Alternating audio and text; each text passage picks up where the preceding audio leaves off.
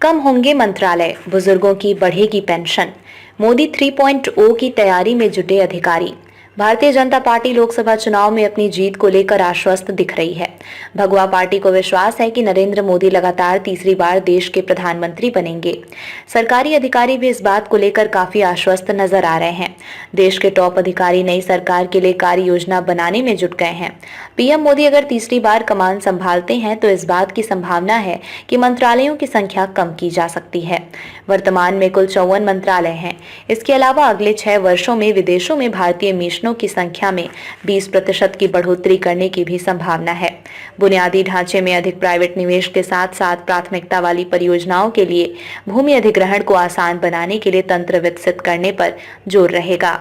इस महीने कैबिनेट सचिव द्वारा बुलाई गई बैठकों के दौरान चर्चा किए जाने वाले एक मसौदा पत्र में 2030 तक पेंशन लाभ के साथ वरिष्ठ नागरिकों की हिस्सेदारी को 22% से दोगुना कर 50% करने का लक्ष्य रखा गया है। वहीं में महिलाओं की भागीदारी को 37% से बढ़ाकर 50% किया जाएगा। आपको बता दें कि दुनिया में ये औसत करीब 47% है। नई सरकारी वाहनों की बिक्री पर जोर देने वाली होगी। इसकी हिस्सेदारी 7% से बढ़ाकर 30% से अधिक करने का लक्ष्य तय किया गया है। सूत्रों ने कहा कि 2030 तक अदालतों में लंबित मामलों की संख्या वर्तमान में 5 करोड़ से घटाकर 1 करोड़ से कम करने का भी लक्ष्य रखा जाएगा। इसके लिए अगले 6 वर्षों में न्यायपालिका में रिक्तियों को 22% से घटाकर 10% करने की योजना है।